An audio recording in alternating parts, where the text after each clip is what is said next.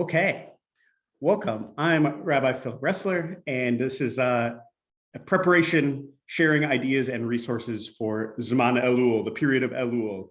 So our format here this afternoon, I have a little shtick to go through about what Elul is and what it's for. Then I'm going to share a bunch of stuff that I've gathered. When you're a rabbi, you're on all sorts of listservs and have connections to folks. I've gathered a bunch of really cool resources for this year, a lot of them online, a lot of them interactive, and some for individual study that you all can use to help prepare yourselves for the high holidays. I have a couple of folks joining me on the call, Adam and Lisa, and so if they have questions, they're going to pipe up as well and make sure I'm clear on everything I have to share. And we'll begin with a little bit of learning about what Elul is and what it's for. So Elul is the Hebrew month, and according to the Hebrew calendar, months all last 30 days. So it's the 30 days preceding Rosh Hashanah, which is on the first of the month of Tishrei. So Elul 1 begins tonight. And as a way into what Elul is, I want to show you actually the very first lines of yesterday's Torah portion. We read them Parashar A just yesterday. So I'm going to share my screen and show you this. So at the beginning of Parashar A, Deuteronomy 11, starting at verse 26, it says, "See, this day I set before you blessing and curse. Blessing if you obey the commandments of the Lord your God that I enjoin upon you this day, and curse if you do not obey the commandments of the Lord your God, but turn away from the path that I enjoin upon you this day and follow other gods whom you've not experienced. When the Lord your God brings you into the land that you're about to enter and possess, you shall pronounce the blessing at Mount Gerizim and the curse at Mount Ebal. Both are on the other side of the Jordan, beyond the west road that is in the land of the Canaanites who dwell in the Arabah, near Gilgal by the terebinths of Moreh." So don't worry at all about the geography here. There's two important things I want to highlight, and I've bolded them on the source sheet. First, that opening line says to us, look, pay attention to your life. Every moment in it is mixed. Every moment contains blessing and curse. Everything actually depends on our seeing our own lives with clear eyes and seeing the potential blessing in each moment, as well as the potential curse, and choosing the former, choosing the blessing and pushing aside the curse. So Parashar A begins with a kind of concretization of this spiritual reality. And it describes this ritual that renders the invisible reality in a way visible.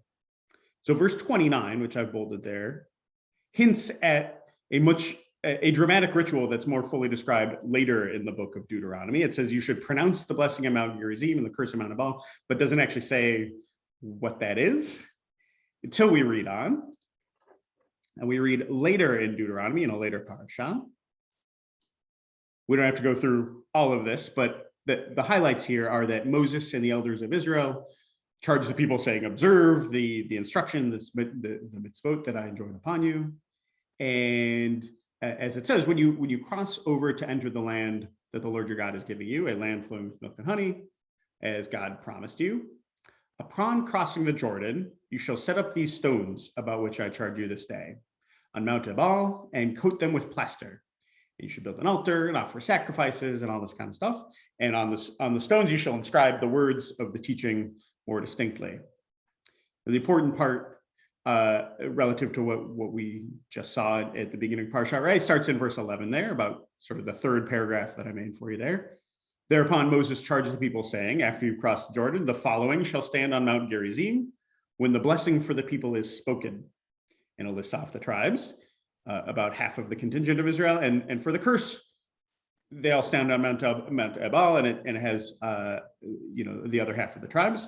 And the Levites, the priesthood, stand in the valley in the middle and proclaim in a loud voice to all the people of Israel. And this is where it starts. Cursed shall be anyone who's such and such and such. And cursed shall be anyone who's such and it goes on and on and on. I've just included the first few. And all the people answered each one of these, amen. And it goes through a bunch of curses and then a bunch of blessings. And to each one, the people all say, amen. So the message of this ritual was that God is present in every moment. Every moment contains this capacity for good and evil, the life and death, blessing and curse. And everything depends on a choice, on our choice to choose blessing and not curse. So what we can learn from this idea is that choice is really in some ways a matter of life and death. It's a matter of literally choosing to do things that are life affirming and life giving, and things that lead to not only perhaps our death, but death of those around us, or perhaps even of our environment, of our planet. It's also a matter of, importantly for us in the month of Elul, a matter of consciousness. We have to see our lives very clearly enough so we can discern the difference in between the blessing parts of it and the cursed parts of it. And this is why we're advised to spend the month of Elul leading up to Rosh Hashanah, when tradition has it that human beings are judged on their behavior. This is why we're advised to spend this month in the regular practice of introspection and self-examination and silence and in quiet reflection. We no longer have this kind of grand ritual that lays it out for us, right, in a big dramatic way and say, here's all the blessings and here's all the curses.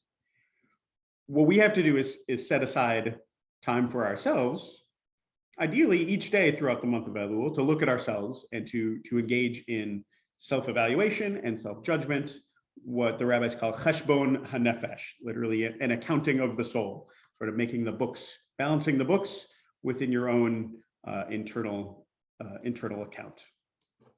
So our purpose here today is first to share some practical advice, as well as some resources for how to go about doing this. And what I've done is pull things together into a Google Doc. And for those in the Beidam community, I will share this, the link to this around on the listserv, and you should all have commenting privileges. So I encourage you to go in and leave comments on things that, say, I'm doing this and it's great, or I've done this and it's awesome, or this looks interesting, or even you can message me or leave comments in the document as well if you have things that occur to you, practices you've done throughout Elul, or other ideas like that. You can kind of make this a bit of a communal clearinghouse for all sorts of these kinds of resources. Okay. Here's that Google Doc. And what I'll do today is kind of walk you through some of these, do a little explaining about what they are and why they're on here, just to give you a little bit more information so you can choose what makes sense to you, and maybe something on here will inspire you a little bit. So I realized these resources and ideas kind of break down into two big categories, and I called them learning and practice. So we'll talk over learning first. And by learning, I mean not so much doing the work itself, but sort of learning what you might need to know to learn to do that work, and also in general to get more out of the high holidays. So the first thing I'd like to tell you about is the Hadar virtual Beit Midrash classes. So Hadar is an institute of Jewish learning, a pluralistic institute in Jerusalem. Oh, I'm sorry, that's Pardes. I'm thinking Hadar is in New York. They are a traditional but pluralistic yeshiva in New York, and they run all kinds of classes throughout the course of the year. I also want to say that I know many of the faculty personally, either because I have learned with them or because they are classmates from Hebrew College. So they are fabulous. They are on New York time, which means some of their classes start really, really early.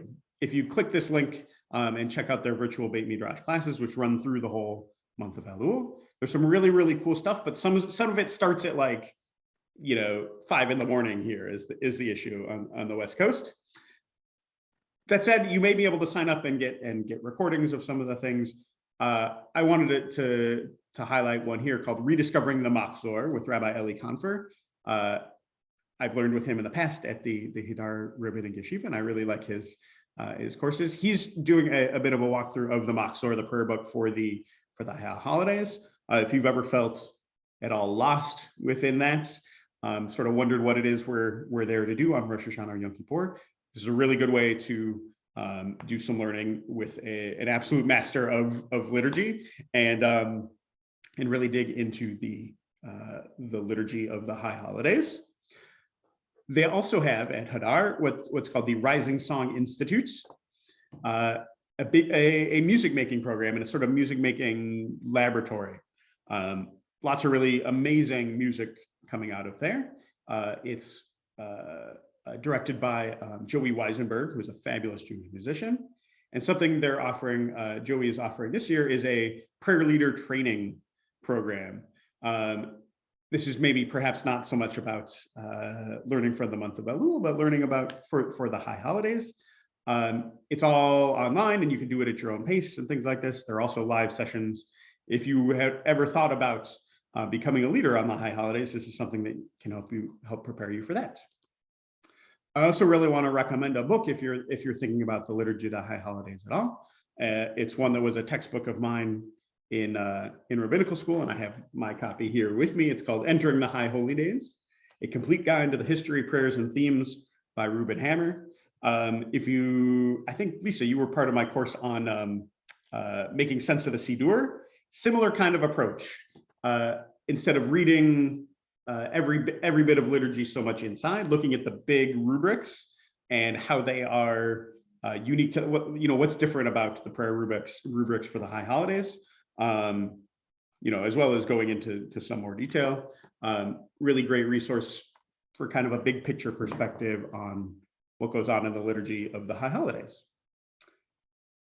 Also under the category of learning about the ritual and practice of the high holidays. I decided with kind of a separate topic. What do we actually do on the high holidays? The Hadar Virtual Beit Midrash again has some really interesting courses, and this one called Beyond Fasting and Prayer. What else beyond those kind of top tier level, the things you think of about what do we do on the high holidays? We pray a lot and we fast on Yom Kippur. Moving beyond that, Rabbi Avi Strasberg was a classmate at Hebrew College. Rabbi Miriam Sima Walfish is the spouse of a teacher of mine, Rabbi Michael Rosenberg at Hebrew College. So they're all fabulous. That's Mondays and Wednesdays at a reasonable time here in the morning on the West Coast. So want to commend that online course as well. Some other learning options that you can do in communal setting. Mishnah Mondays. So this was recommended across the Hebrew College list. Rabbi Alyssa Joy Osterklein is a Hebrew College ordained rabbi who runs kind of a synagogue without walls. It's called the Ivrim. And they're running an open study group for the Mishnah of Rosh Hashanah. So a lot of what we know today is the accepted practice for these high holidays comes from those tractates of Mishnah. And basically it's going to be for anyone who wants to attend, regardless of your level. All you need to do is find the text, which is easily available online. And there's no set pace to it. It's basically just a chance to learn Mishnah for Rosh Hashanah in a supported and guided environment. Another book to recommend if you are more interested in kind of individual approach. Oh, Lisa, did you have a question about that? Sorry. Yeah, please. Yeah, I just wanted to say this book we used during Elul for study, gosh, 4 years ago. Okay, good. And so it's great. And there are also a bunch of copies out, a bunch of people in the community who have copies who I'm sure would share. So I personally have 2 in my office. So I have at least one loaner copy of this book. So I have a loaner copy. Good. So the book that we're referring to is called "This Is Real and You Are Completely Unprepared" by Rabbi Alan Liu.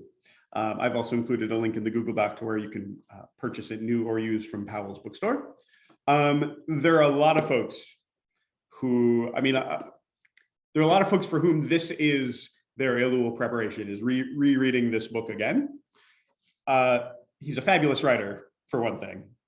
Absolutely compelling writing, but really digs into how you do the work of this kind of reflection. He goes, in a kind of chronological fashion. So it actually starts, all the way back at even before Tisha B'Av. So you could actually kind of, I think, pretty effectively jump in to the section already on Elul if you don't want to read the whole thing, but I promise you will want to read the whole thing. It's really, really that excellent.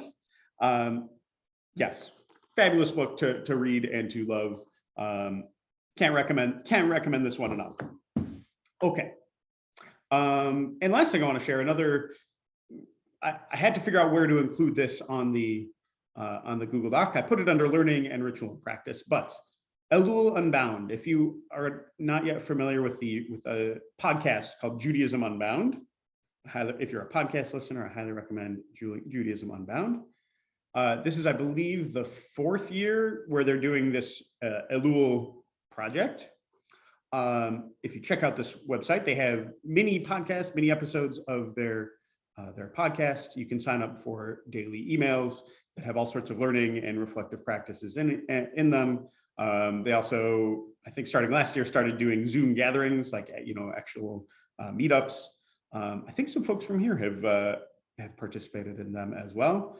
But it's 2 guys, Lex Rofberg, who's a student in rabbinical school, and Dan Liebenson, who have a very fresh, innovative take on all things Jewish, and are applying that here to do the work of reflection in the month of Elul in an unbounded way. So kind of outside the walls of synagogue and without any sort of care about who you are and where you come from and where you're going. I have not vetted these myself thoroughly, but I love their podcast, and I think they really have some great ideas. So I would love to hear some comments from folks who check that out, and whether they like it or not. Okay, so that's a lot of what I've pulled together in terms of what might be useful learning. I think what a lot of folks have come for, though, is more what's in this subsequent category of practice. I want to lead off with something I have done and which I find really, really valuable. And I'm really, really glad that there are rabbis out there who offer this kind of thing, because I personally am not good at it. Guided reflection through writing. When other people put me up to it, it's the kind of thing I can do, but I am not great at self-motivating to do things like journaling. That said, I found it very productive when I have done it. So Rabbi Jordan Bronig, another Hebrew College grad, who is the campus rabbi at Emory Hillel, has been doing these for a long time, daily Elul journaling prompts. And if you follow this link, this one I'll click through to, he has recently moved to Substack. All you got to do is type in your email. You can even get a sample first, and you'll be subscribed for these daily writing prompts. Whether you do all of them or just a few of them, you're almost certain to find something thought-provoking. They're new and they're fresh each year. And Rabbi Jordan, people in the Hebrew College and Emory communities, he was at Tufts before, so there's a lot of college students who are involved in this. But he has encouraged everyone to basically put it out into the world. I really like these. I've done them before, and I find them excellent. So rather than for him, this is a new innovation. Rather than having to deal with spreadsheets and email lists, it's all through one sort of publishing format on Substack. Let's see. So and I would say written reflections have a way of making concrete some of the reflective work that we're doing. It's one thing to sort of say it to yourself. It's another thing to put it in writing, and that's what I found really compelling. There's a way that writing it down makes you feel more committed to whatever it is you're expressing, or whatever blessing it is you're trying to pursue or curse you're trying to put aside. In a similar vein, this one I have not tried, but ritualwell.org is a fantastic resource for all sorts of Jewish ritual, liturgy. It's kind of it's almost like Wikipedia. It's like any people can submit, but it's also there are a lot of it's run by the Reconstructionist movement, but it's a sort of repository for all sorts of new and innovative ritual stuff. And there are a number of courses and like online learning opportunities from them this year. A couple I wanted to highlight here: Cultivating a Courageous Heart, a month of guided practice for Elul. I think is similar to what Rabbi Bronig does. They will send you spiritual practices for the month of Elul. only 5 days a week as opposed to 7, but they'll text them to you. If that is a superior format to be getting, your spiritual prompts, which I actually could see being quite valuable. I kind of want to sign up for this too, because I get a lot of emails and it's hard to filter through that kind of stuff. And maybe you want to take your reflection to the coffee shop or on the hike or whatever it is. Consider these. I have not vetted these myself, but I'm interested in seeing what they're like this year. This course also looked really interesting with a rabbi one of the only rabbis on here who I don't know personally. This one called Aligning Ourselves for the New Year is another online learning opportunity from Rabbi Daniel Raphael Silverstein. And it looks like it's meeting on Tuesdays in the middle of the day, but similar guided writing prompts, but using some text from the Hasidic masters, the Baal Shem Tov, and I can't recall who else. But Hasidic texts, basically learning them and then using those as inspiration. And I think the idea is you tune in here and you do the writing, you do the learning and writing, and with other people around who are doing it at the same time. So if you're not self-motivated or so diligent enough to do the independent writing and reflection from Rabbi Jordan or from the Cultivating a Courageous Heart, I think this one might be a really good one where you could tune in and commit your hour to it once a week through August. Something else that looked really, really cool, but I have not yet checked out myself. So there's another practice, another kind of structure or aid to doing this reflective work through Elul is to read and meditate and focus on Psalm number 27, specifically that psalm. And there's been a book written called Opening Your Heart with Psalm 27, a spiritual practice for the Jewish New Year by Rabbi Deborah J. Robbins, and published by the CCR, which is the Union of Reform Rabbis. So there's a book, and they've also created an app, which you can download here from the Apple App Store or from Google Play. And what it'll do is it's based on the book, so it'll guide you through what she takes you through in her book, but it'll do it in the palm of your hand in a daily reminder kind of a way. There's a lot of parallels for me here with what I do in Elul and what I do during counting the Omer, where a lot of it is just the sort of dailiness of it. Regardless of what it is you choose to do, just the fact that you do a little bit a day goes a long way. And I think, there's for a lot of folks for whom having an app to do this kind of daily reminder thing for you, it works really well for me in the Omer to have an app that reminds me to count. So another one where I haven't tried it, it's new this year, and I'd be really curious if it works for other folks. Okay. Lisa, Adam, do you have any questions about any of these things? How clear am I being? You're doing okay? Okay, you pipe up if you had what to say. Okay. Sure. No problem. Thanks. Okay, so then the last section has to do with what I would call spiritual preparation, as opposed to the guided reflection. For me, the guided reflection means, or reflection in general, means that work of accounting, of cheshbon nefesh, really, thinking about what it is you want to change. There's another important aspect to this, which I found helpful, which is basically to just prepare yourself, apart from actually doing the work, but almost to get ready to do the work, if that makes sense.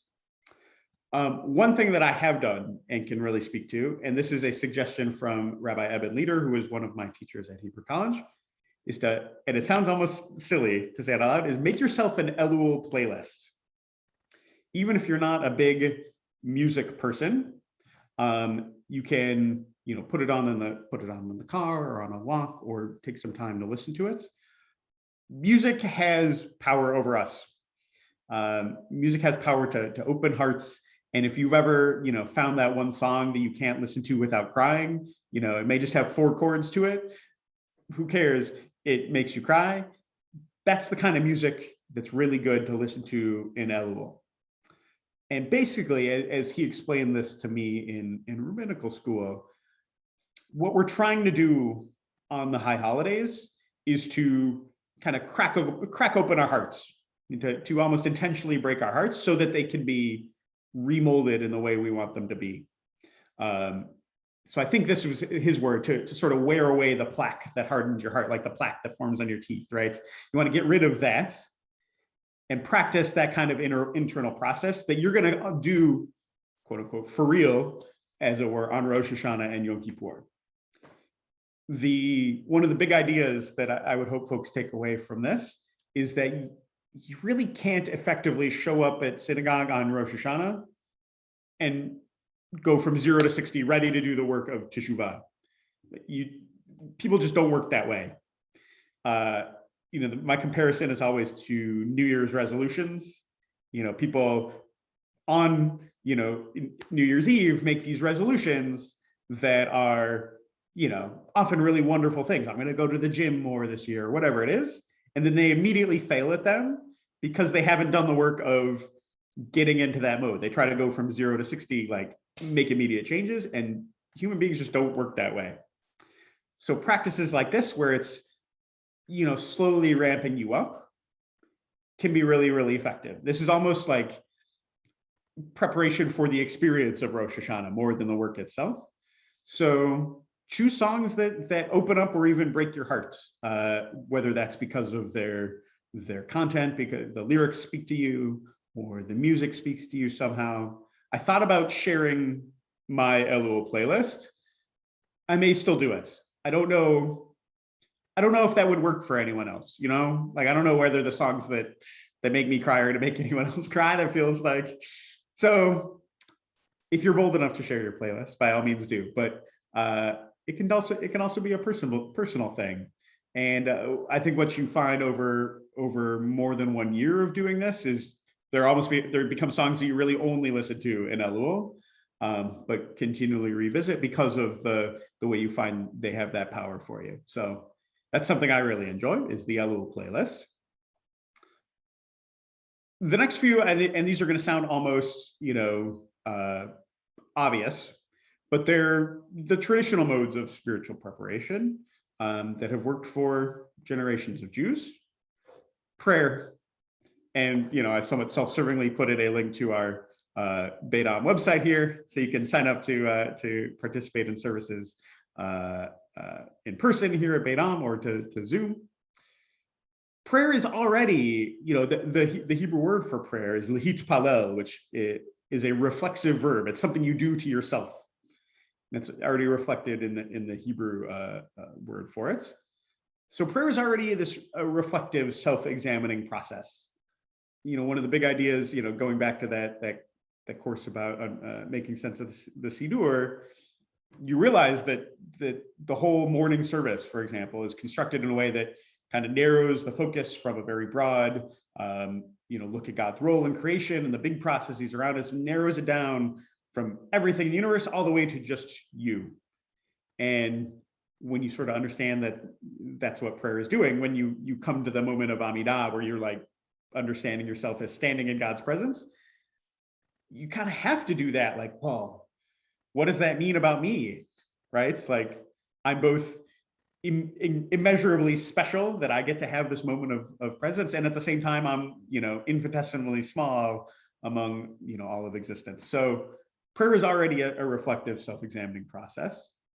And so through the month of Elul, you can either devote more time to this activity if this is already something you do on a regular basis, or if it's not yet something you necessarily do on a regular basis, come to synagogue more. It's easy for a rabbi to say, or tune into Zoom services, spend a little bit more time in prayer. It's a tried and true and effective way to do this reflective work. Or if you already are a regular prayer, do so with a more focused intention, instead of maybe going through the motions quite so much. Come at it with this eye towards self-examination and reflection. That's sort of obvious, but I felt worth putting on the page as well. Adjacent to that is recitation of what are called slichot. Again, a traditional mode of preparation through the month of Elul. So slichot literally mean sorries, apologies, something like that. They are ancient petitionary prayers for forgiveness. Now, the Ashkenazi tradition is to begin the night before, or the Saturday night before Rosh Hashanah, which in America is usually, and we've done this here at Beit Am, we have a Leil Slichot, an evening on a Saturday night, the one before Rosh Hashanah, where we have a kind of a small service and begin to, do some reciting of these penitential prayers. The Sephardi tradition, however, is to recite throughout the entire month of Elul. So whether you identify with one or the other of those, these are strategies that you can use and employ. I linked to a couple of texts because texts really do vary. There's a traditional Sephardi example. This comes, I believe, from also from Hebrew College. It's some text that they've used there before, and I pulled it out of my email box. There's also a contemporary example from a service I led with some others, some other Oregon Board of Rabbis around here. There's no wrong way to do it. And there are a lot of texts on what slichot are. I've also included a link to my Jewish learning page to learn more about what it is and where the tradition comes from. This is another one of those kind of getting ready for the big occasion, the practice, the art of apologizing, as it were, in the lead up to Rosh Hashanah and Yom Kippur. Again, a traditional mode. Meditation. People tell me this is highly effective. I am a deeply mediocre meditator. Yeah, I can get some thumbs up. I did not feel comfortable myself putting something here to say, here's how you should do this, or here's what's effective, because when I have been able to meditate, it's been good and nourishing. And also I've not been able to make it enough of a regular practice that I feel comfortable telling you about it.